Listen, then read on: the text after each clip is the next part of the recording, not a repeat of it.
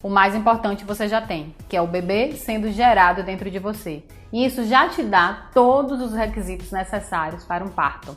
Porém, a mente, ela influencia diretamente no corpo. Quem nunca ouviu falar que o corpo é o robô da mente? Que a mente ordena, que o corpo obedece. Como dissociar a mente do corpo no momento onde você está emocionalmente envolvida? O dia da chegada do seu filho, da sua filha. Como não se emocionar? Como não utilizar a mente naquele momento para de alguma forma te proteger? Ou, muitas vezes, como não sentir medo, já que você nunca pariu? Por isso que é tão importante a preparação mental para o parto. Eu me chamo Jussi Cordeiro, sou doula, educadora perinatal, hipnoterapeuta e Theta Healer. E nesse vídeo eu quero compartilhar um pouquinho com você da minha experiência e das respostas que eu venho tendo das pessoas que se preparam mentalmente para esse dia. Vem comigo?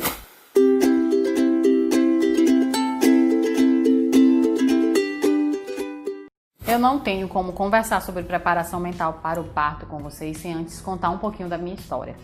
Eu, na verdade, procurei e escolhi um parto normal humanizado já próximo das 35, 36 semanas. Nesse tempo, eu encontrei uma médica que respeitava as minhas escolhas. Tive o apoio de uma doula, me informei muito, fiz curso de preparação para o parto, já vinha fazendo pilates.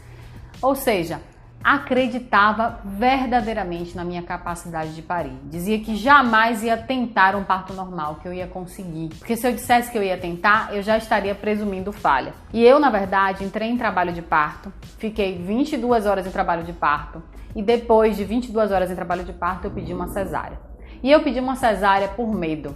Eu tinha medo de que minha filha entrasse no famoso sofrimento fetal e precisasse usar fórceps. Essa história, ela veio até mim por conta de uma história contada durante a minha gestação.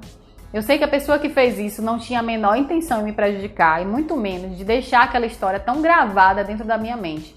Mas depois que eu entendi o termo distócia emocional de parto, quando eu, mesmo tendo uma cesárea, ainda assim acreditava que o parto normal era o melhor para a mulher, fui fazer um curso de doula, eu comecei a deixar fichas da minha história caíssem e entrar com uma consciência do quanto a mente influencia no trabalho de parto. Mas como assim? Se eu estava bem preparada, eu tinha doula, eu tinha feito curso de preparação para o parto, para casais, eu tinha estudado muito, eu tinha montado o meu plano de parto. Como assim a mente influencia no parto? Se você fez tudo, Jussi, e ainda assim você acabou numa distócia emocional de parto. A verdade é que eu preparei a minha mente consciente. Eu não preparei a minha mente subconsciente.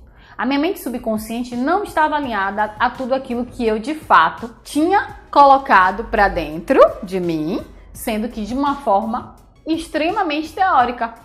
A nossa mente, na verdade, ela é dividida em algumas partes. E eu vou explicar isso com mais detalhe no próximo vídeo. Mas o que eu sei é que quando eu descobri a distócia emocional de parto, eu entendi o que tinha acontecido comigo. O medo gera adrenalina no corpo.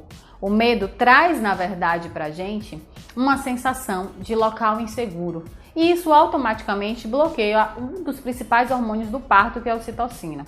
O fato de ter medo de que minha filha entrasse num sofrimento fetal e precisasse utilizar o fórceps foi o gatilho emocional necessário para o meu corpo entender que ele não poderia chegar na fase final do parto, que era o expulsivo. Eu cheguei a 7, quase, falaram aí entre 7 e 8 centímetros, não vou conseguir lembrar bem, mas Lavínia ficou o tempo inteiro alta. Quando eu fui para o hospital com a ideia de que já estava próximo, o trabalho de parto parou. E não houve nenhuma intervenção que fizesse isso mudar, né? A analgesia, a ocitocina e todas as coisas que a gente pode fazer nesse momento. Não mudou.